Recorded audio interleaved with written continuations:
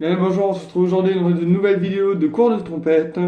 Aujourd'hui, on va parler d'un truc un peu spécial que des personnes ont du mal à faire ou qui ne comprennent pas trop bien le système de la langue à la trompette parce qu'elle est fondamentale pour moi. C'est ce qui me permet d'aller dans les aigus plus facilement et bien sûr d'avoir une endurance beaucoup plus élevée. Donc, quand on parle de la langue, on voit des youtubeurs qui disent que la langue, des fois il faut se servir du diaphragme pour aller dans l'aigu. Ok, le diaphragme il est en surplus, c'est en un plus. Mais il y a la langue. La langue est importante. Elle va devoir faire le mouvement du palier pour arriver en haut du palais et bien sûr l'amener en ish. Alors là, quand je parle en ish, les gens ils se posent la question, déjà ils commencent à parler, mais ils parlent en ish. Qu'est-ce que ça veut dire ish? Et bien, le mot ish, en fait, ça va être tout simplement le fait que vous allez lever votre langue naturellement ou avec des difficultés pour les personnes qui n'ont pas l'habitude. Donc, exemple, ceux qui n'ont pas l'habitude, sur un do,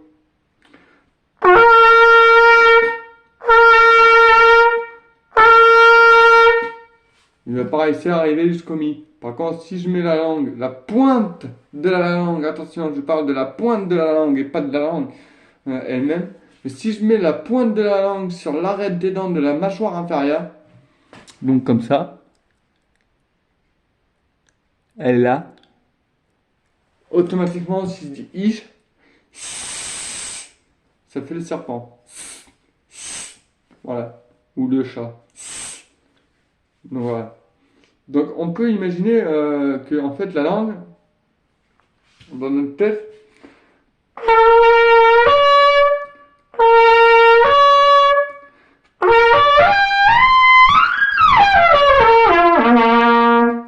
donc voilà. Donc en fait, ce qu'il faut comprendre, c'est que pour la langue, en fait, il faut absolument que ce soit vous qui la levez pour arriver à aller dans les aigus. D'accord? Parce que si vous ne levez pas la langue, si la langue elle est plate, exemple,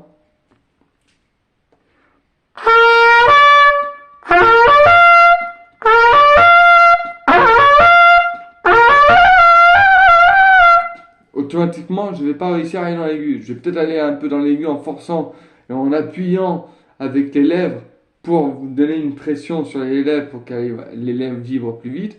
Mais c'est pas le but. Le but c'est de ne pas se tuer la lèvre supérieure, qui est la muqueuse supérieure.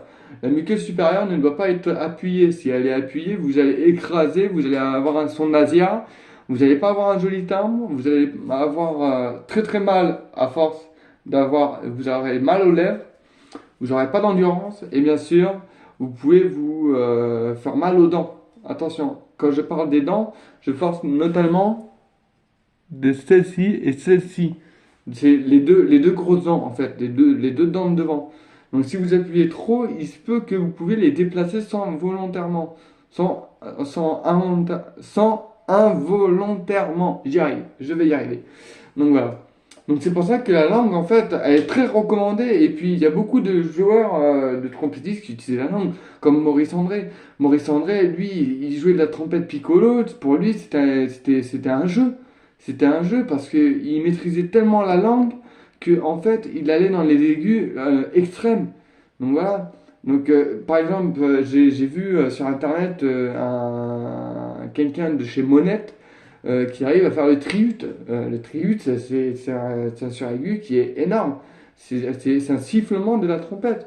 Moi, je sais, j'arrive à aller jusqu'au biut, voire un petit peu plus haut en ce moment, parce que j'exerce la langue. Et j'évolue au fur et à mesure. Ça fait 15 ans que je fais de la trompette, donc voilà. Donc effectivement, on commence à avoir de l'expérience.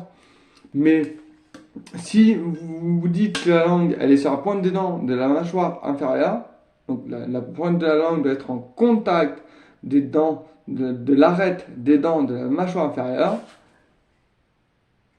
comme ça. Et en fait, quand vous allez jouer,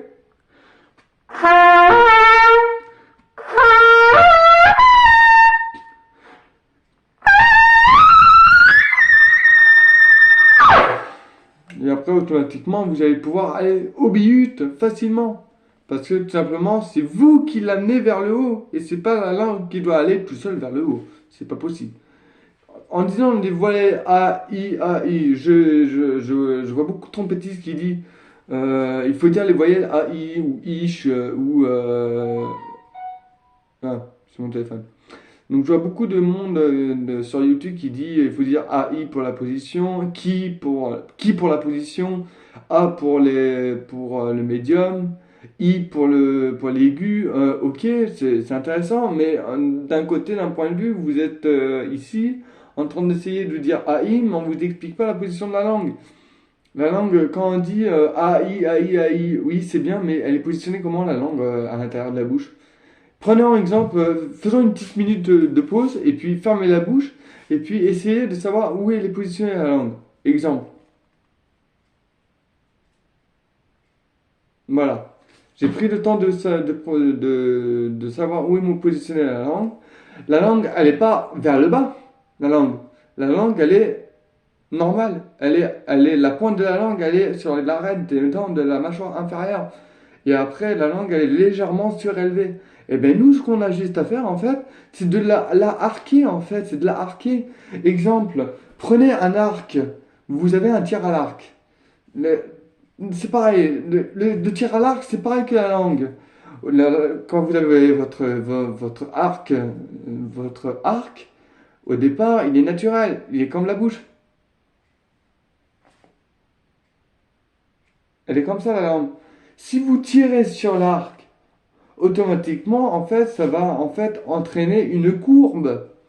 Ça va entraîner une courbe, bien sûr. Donc, si vous tirez à l'arc comme ceci et que vous jetez, automatiquement, c'est comme si vous jetez de l'air. Et la langue, quand la langue elle est arquée vers la voûte du palais, en fait, automatiquement, l'air sera 2 fois plus rapide, elle ira beaucoup plus droit et sera projetée directement dans le grain de l'embouchure, et ce qui fait que vous irez dans les aigus plus rapidement, automatiquement. Exemple, pour un contresol, alors il y en a, ils arrivent à faire le contresol facilement, ok, c'est bien, c'est très bien, c'est génial. Mais ils n'utilisent pas la bonne méthode, peut-être des fois. Contre-sol.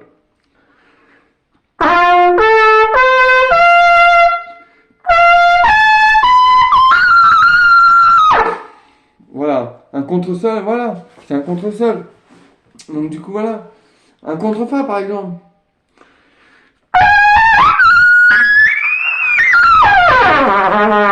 Et là, il est là, j'arque la langue comme un tir à l'arc. Je tire sur la langue. Enfin, exemple. Je arque ma langue vers la voûte du palais, du devant du palais, pas en arrière, mais vers l'avant du palais pour aller chercher les aigus.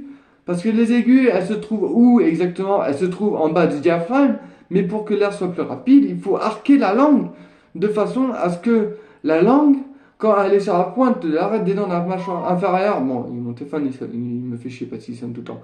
Le fait que la langue soit sur l'arête de la mâchoire, des dents de la mâchoire inférieure, et que vous la arquez de vous-même à arriver jusqu'à la voûte du palais, à ce niveau-là, automatiquement, vous allez réussir les aigus, tout simple.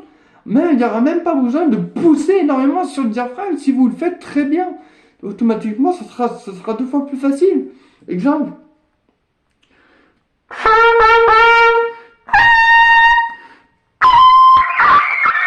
Bon, là, j'ai foiré. Bon, j'avoue, j'ai foiré. Parce que j'ai pas pris mon temps de positionner ma langue, mais si je le positionne bien,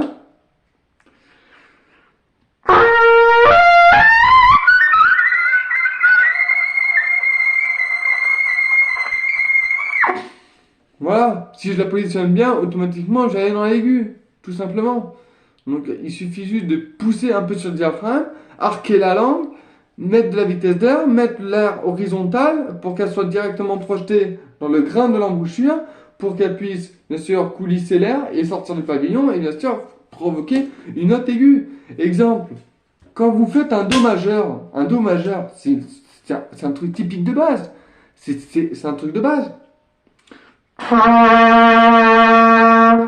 La langue, elle y est. La langue, elle est positionnée. Chaque position de la langue que vous allez arquer au fur et à mesure vers la voûte du palais a une certaine tonalité de son, de note. Automatiquement, la note sera plus aiguë si vous avancez la langue vers la voûte du palais. c'est pas la langue elle-même qui va s'avancer vers la voûte du palais. C'est vous qui devez avancer la langue vers la voûte du palais. Et oui, exemple, un do majeur, un do aigu, et un contrus. Voilà, un contrut, c'est bon, je l'ai foiré un peu, mais un contrut, voilà, c'est tout. Juste un contrut, c'est facile. Après, quand on fait en liaison,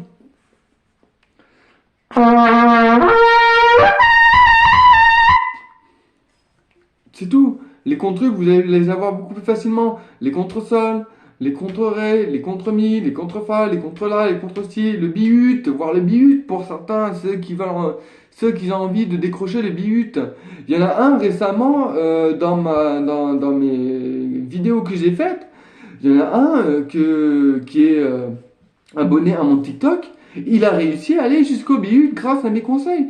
Parce que tout simplement, je lui ai donné des conseils. J'ai fait un cours de vidéo vite fait sur mon TikTok.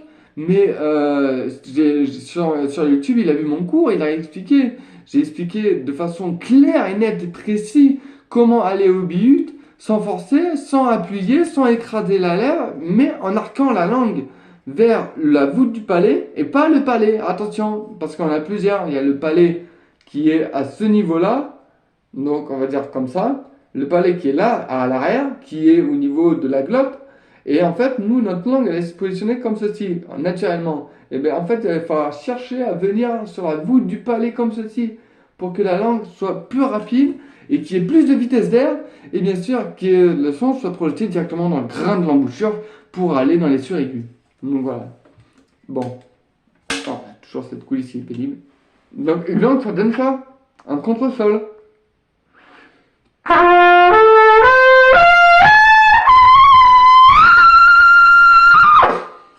Voilà, un contre-sol, c'est tout simple. Quand on arrive à jouer un contre-sol, on peut faire un contre-la.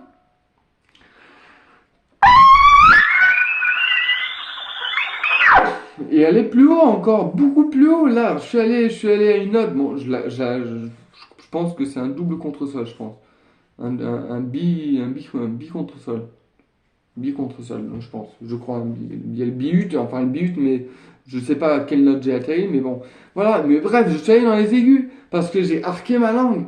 Donc, exemple, avec un do majeur, si je fais le do.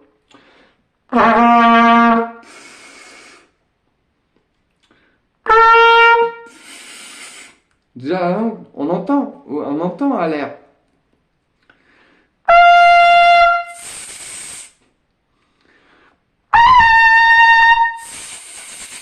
Vous voyez, la langue, automatiquement, elle se met à trembler.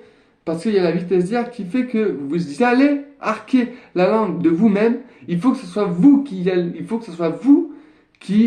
mettez la langue vers le haut, sachant qu'elle est placée sur l'arête des dents de la mâchoire inférieure, comme je dis. Donc ça, c'est primordial. Placez la langue sur l'arête des dents de la mâchoire inférieure. Ici. Voilà. Une fois qu'elle est placée, vous ne la retirez pas en arrière. Vous la restez plaquée complètement. Vous laissez plaquer la langue sur l'arête des dents de la mâchoire inférieure. Et après, il suffit juste de monter petit à petit. Et après, quand ça arrive,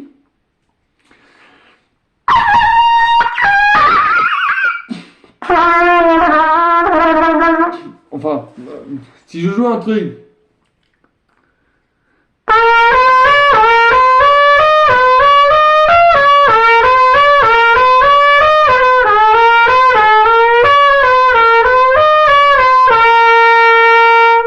ça c'est tout simple. Ça c'est dans l'aigu. On est dans l'aigu et là la langue elle fait très bien le travail. Exemple.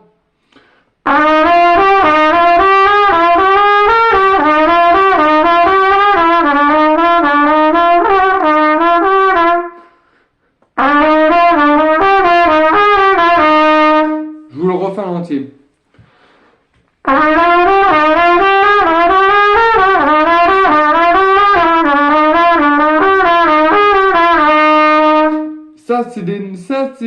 c'est la méthode de Harban et la méthode de Harban, elle est très bien parce qu'elle permet de faire la flexibilité de la langue. Donc elle explique très bien. Et en plus, c'est en français. La chance. Parce que Collins, c'est en anglais. Et bon courage pour le déchiffrage. Donc voilà. Non, mais c'est tout simple. Je vois des gens qui font des vidéos de trompette. Ok, il y a des gens qui font avec le mouchoir ou avec une feuille de papier pour dire qu'il faut mettre de la pression au niveau du diaphragme pour le tendre et tout. D'accord, je suis d'accord, ok, le diaphragme, mais il y a la langue aussi, c'est ça l'important. Il y a la langue, le diaphragme, le soutien, il y a plein de trucs qui rentrent en facteur, en compte. Donc voilà, c'est ça qui est important. Donc, en conclusion, ce qu'il faut retenir, c'est la ceinture abdominale, donc respirer, hop, et je pousse vers l'extérieur.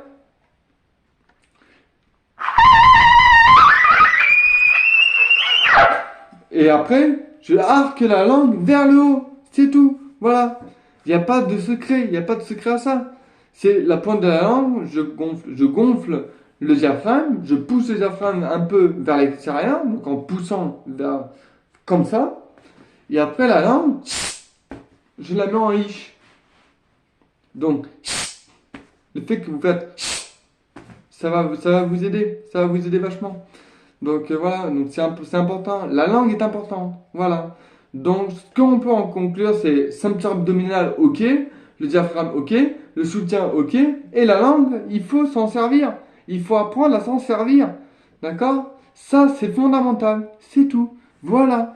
Vous savez maintenant comment aller dans les aigus facilement. Et bien sûr, il va falloir de la pratique. Et bien sûr, de la patience. Parce que ça ne s'apprend pas comme ça.